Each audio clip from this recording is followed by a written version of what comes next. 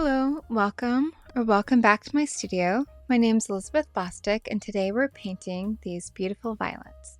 The first step in drawing the pot that the violets are in is to make a top-heavy uppercase I, 2 diagonal lines down, and then 2 ellipses where it's the opening of the pot at the top and then the bottom of the pot.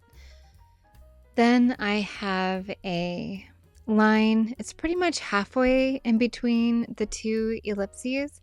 It's a curved line of the rim of the pot, and just make sure that the corners of your ellipses, or the part where they touch that line that goes through them horizontally, is rounded, as that will make your pot look more realistic.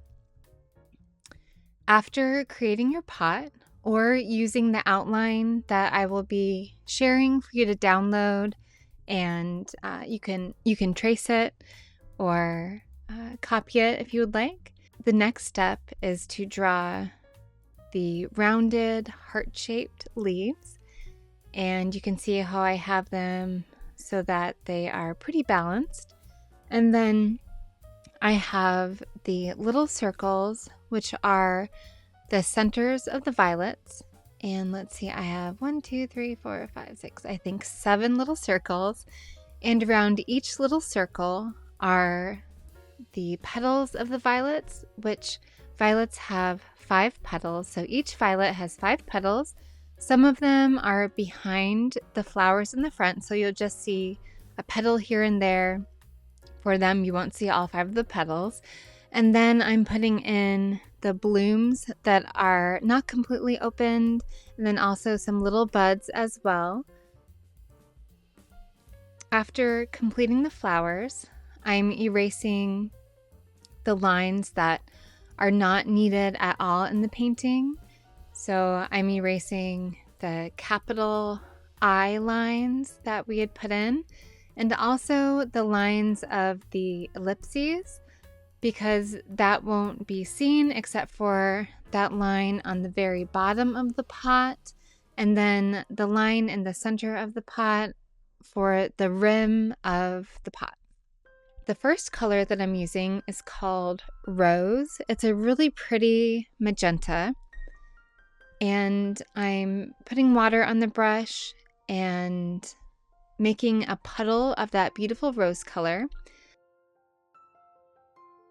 And what I'm doing is I'm filling in the petals of the violets, but making sure that there are little white spaces, so some dry paper spaces on the petals that make it look like the sunlight is hitting the flowers, and these are the highlights of the petals.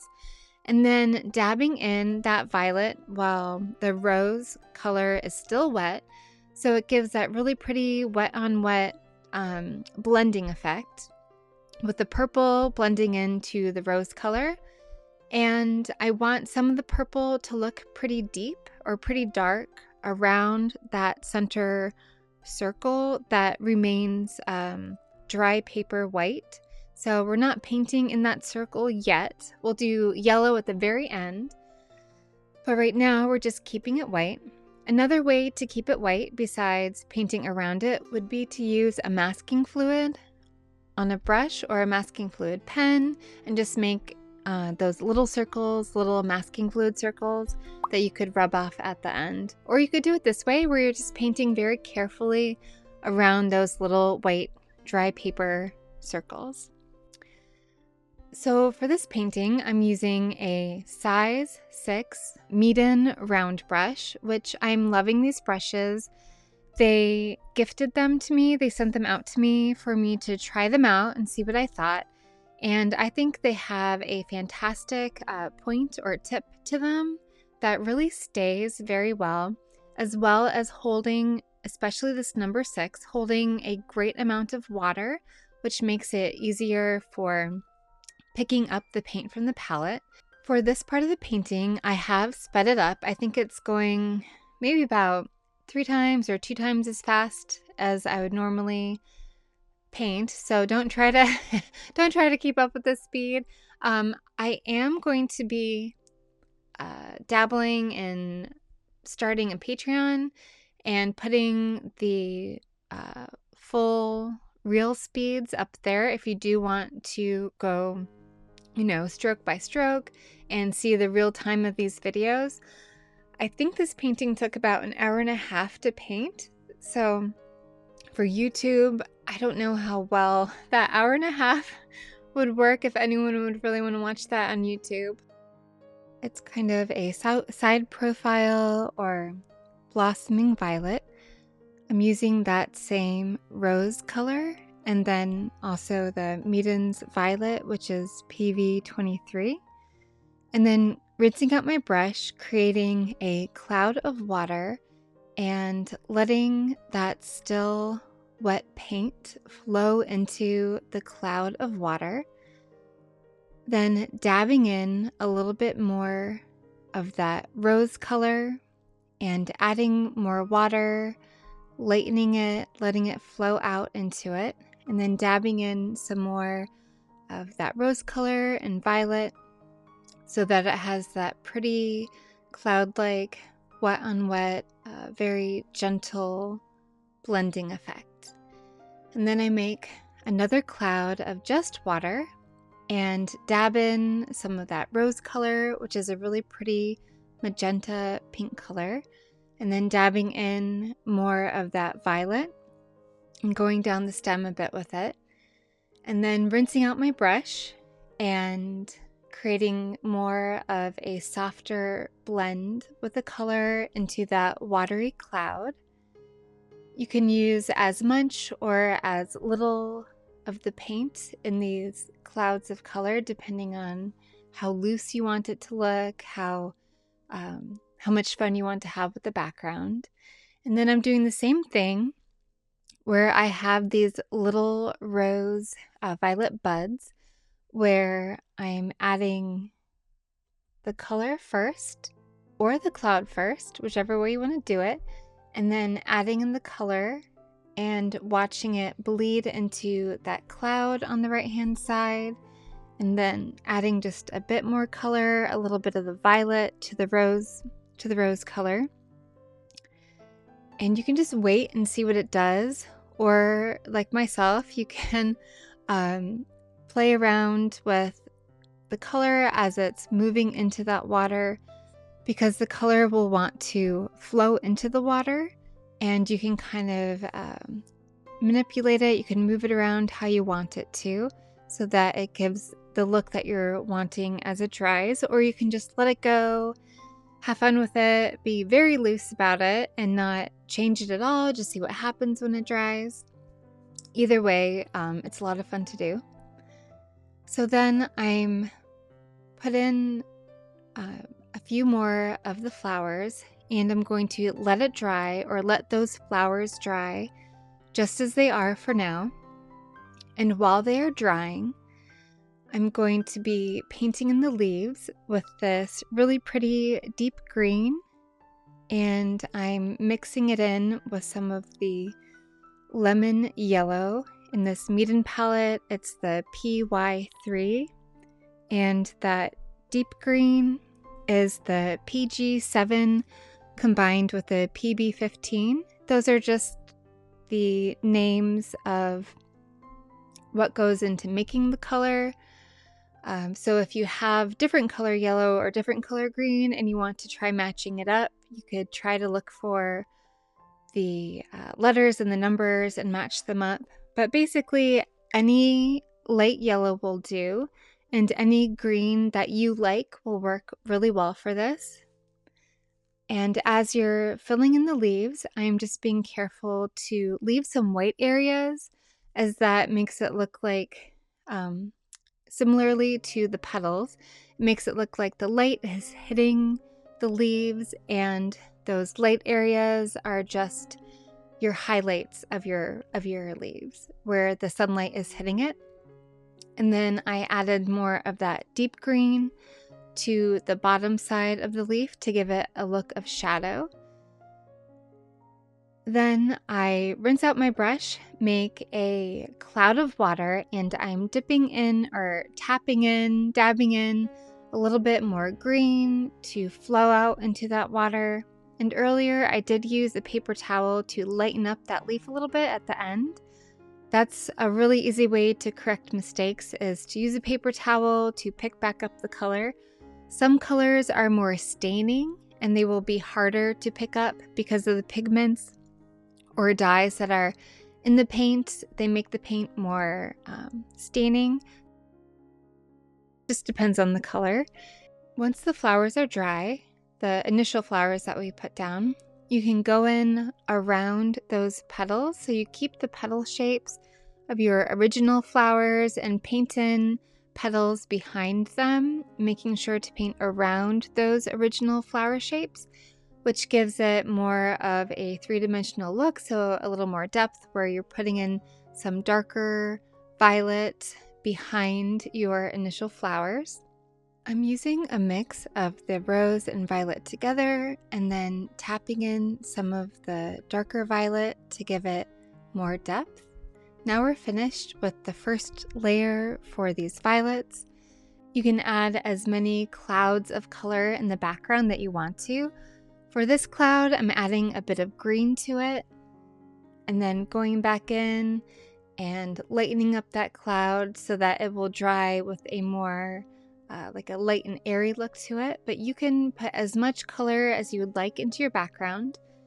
The paper that I'm using for this is the cold pressed MEEDEN's watercolor paper block, where it's not taped down because all of the pages are gummed together or stuck together in the block so that it dries flat without having to tape it. And then when you're done at the end, you cut off the top paper from the paper block once it's dry. And then that next piece that you can paint on is right underneath the piece that you've removed.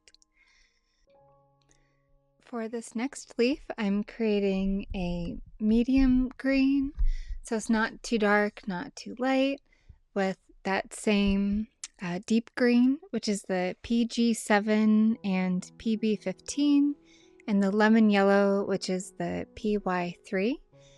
And I am again leaving some white areas. And for this one, the white areas that I am leaving, I am trying to make it look like the stem of the leaf is white or brighter, and then the veins on the leaf are also brighter, or maybe it's the highlights of the slightly bumpy parts of the leaf that are brighter.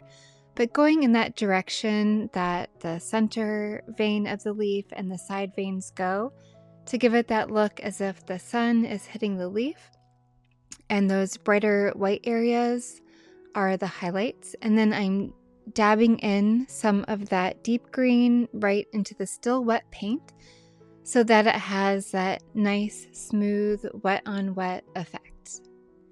And that gives it a look of shading or a shadow on the leaf. For the next leaf, I'm mixing in more of that lemon yellow to the mix to give it an even brighter, lighter effect. With these leaves, you want to be careful not to make them too yellowy, as they might look like the leaves are dying. I definitely want to avoid that, but I did want it to make it a lighter shade or lighter hue. So I added a bit of yellow. You could also do this by just adding more water to your color and having it be a lighter shade of that same, or a lighter hue of that same green. And then I am dabbing in some of that deep green just to the one side to give it the look as if the light is hitting the left side and it's a bit in more shadow on the right hand side. And again, I made sure to leave white areas that kind of go along that same way that the veins of the leaf do, to give it that effect of the light hitting just parts of the leaf. And then for this last leaf, I do more of just a watered down of that same green. And then for the center leaf, make sure that your two leaves that it's in between or underneath are dry so that it won't bleed into them too much. Mine are still a little bit damp, but they're dry enough where it's not bleeding in. I would just wait till they're bone dry, 100% dry if you don't want to worry about them all bleeding together. Unless you like that really loose look, then go ahead and just let them all bleed together. So for the pot, the color that I'm using, the color right there, it's called Burnt Sienna. And what I'm doing is I'm wetting areas of the pot underneath that curved line of the rim. And I'm carefully painting that curve. And then I'm adding the color to the wet areas to try to achieve more of a bit of a looser look in those areas. So you have darker spots, then you have lighter spots where it's blending in, and then you have those white areas that I've left. So those white areas are just that dry white paper, and we're going to leave some of these areas so that again it looks like the sunlight is hitting the pot, and these are the highlights of the pot. And then I'm rinsing a bit of that color off of my brush, and I'm making a shadow area where we're going to be putting in the shadow of the pot, and then dabbing in more of that color, more of that burnt sienna.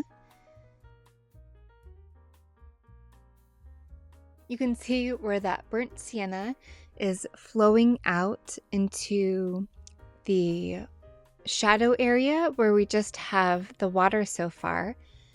And to darken that shadow area, I'm mixing the green and the violet together to make a nice kind of a black or Payne's gray type color. And depending on your mixture, if you mix more green than purple, it will have more of a green tint. And if you mix more or violet than green, you will have more of a violet tint to it. And I just think it's really pretty to make your own blacks in this way, or your own grays. I also like using black straight from the palette as well, but making your own black is a lot of fun. And then I'm dabbing in some violet into the shadow. I really like adding colors into my shadows as well, using the colors from the subject that is making the shadow. I think that's a lot of fun, and it gives it a neat look. And then I'm going, after rinsing my brush, I'm going back into that same brown, that same burnt sienna.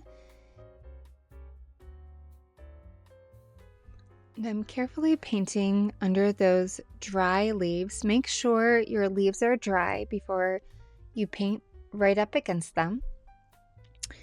And creating a bit of a shadow, giving it some color, leaving just a little bit of white area. And then dabbing in more color so that it looks more like there's a bit of shadow underneath those leaves, using that same burnt sienna. Then rinsing off my brush, making sure there's no more color on it by dabbing it. You can dab it on a paper towel, or in this case I'm using a cloth. And then going into that green and painting the area underneath the flowers right up till it touches those leaves.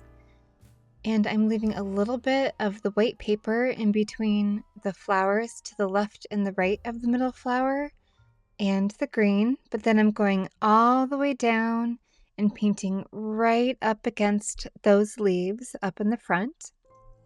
While the green is still wet, I'm going into that mix of violet and deep green, and I'm dabbing in that darker color into the wet green, and it will give the look of depth in this area, a shadow, and it will give you the feeling that there are leaves on the other side of the flowers, and then also it will give a nice backdrop for the stems of the violet. Please excuse my voice. I'm still recovering from a virus I'd been fighting for a while, so if it goes in and out, I apologize. I'm just being very careful to go right up against the leaves, right up front, and then adding some more of the violet, rinsing out my brush so that I don't put the violet into the green when I go into it, mixing it together and just creating a bit of a darker value to that shadow. And then I'm going into the shadow on the very base of the picture, the shadow that the pot is creating, and adding that same color, which is just a darker shade of that deep green and violet mixed together.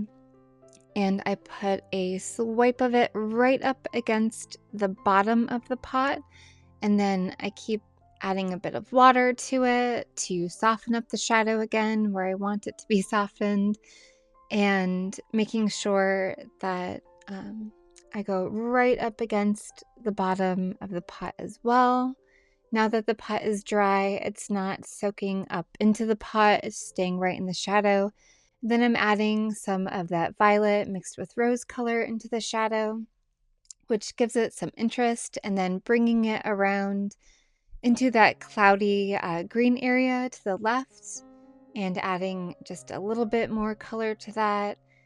I also create a new cloud of color to the right of that leaf, and I want to make it look like the cloud of color is taking its color from that leaf, so it's the same color as the leaf, just a little bit lighter. After the pot is completely dry, I'm adding another layer of that burnt sienna to give it a deeper, richer, darker color so that it looks a little bit more three-dimensional. So it looks like the right-hand side of the pot is more in the shadow and that the light is coming more from the left-hand side, hitting the pot, and then the right-hand side is more in shadow. And to give it even more of that effect, three-dimensional effect in shadow, I'm adding more of that mix of the deep green and the violet right underneath the rim of the pot and to the right-hand side in the shadow, and then also right underneath the leaves to make it look like there is a bit of a deeper shadow underneath those leaves, which makes it look even more realistic or more three-dimensional. I start off with a very, very light, just kind of a water shadow, and then tap in just a little bit of the mixture so that it looks like it's going from dark shadow to light shadow and blending in smoothly, and then adding more of that darker mixture down into the shadow of the pot. I then rinse out my brush, go into the lemon yellow, and I don't have a lot of water on the brush. I had dabbed it on the paper towel, or in this case, the cloth, and I'm dabbing in a little bit of yellow into each of the violet centers. So those little white centers, we're painting them in with yellow. And then I'm mixing in a bit of that green with a bit of the violet and rose color, and I'm going over the stems and then also into the little leafy parts of the buds, and then creating those little stems and those little leaves for the buds as well.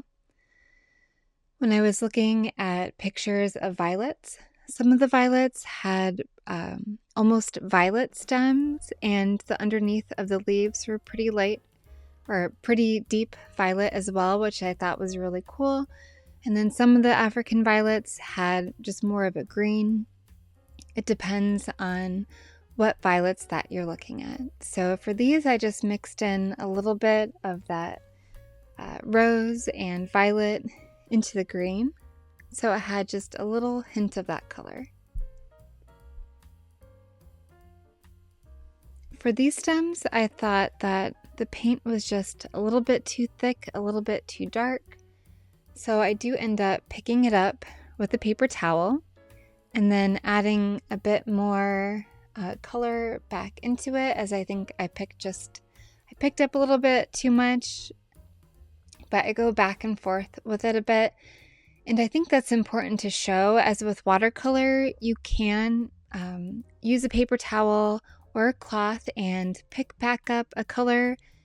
It usually will leave a lighter version of that color on the paper, and then you're able to go back into it with more color or leave it as that lighter version.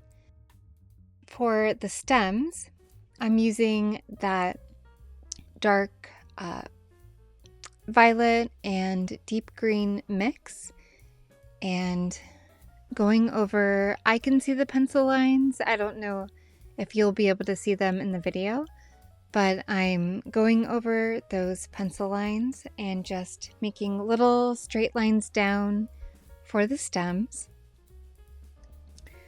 making sure that it looks like each flower has a stem. With the MEEDEN brush that I'm using, even though it's a size 6 round brush, it has such a wonderfully fine pointed tip that I'm able to do the fine details with it as well as the larger details. You can leave your violets as they are with just that first layer of colors, or you can go back into them like I'm doing here with a second layer of color and adding little details, giving it more depth to the color, and maybe having it look just a little more interesting or a little more three-dimensional, defining more of the petals and adding a bit of richer color here and there.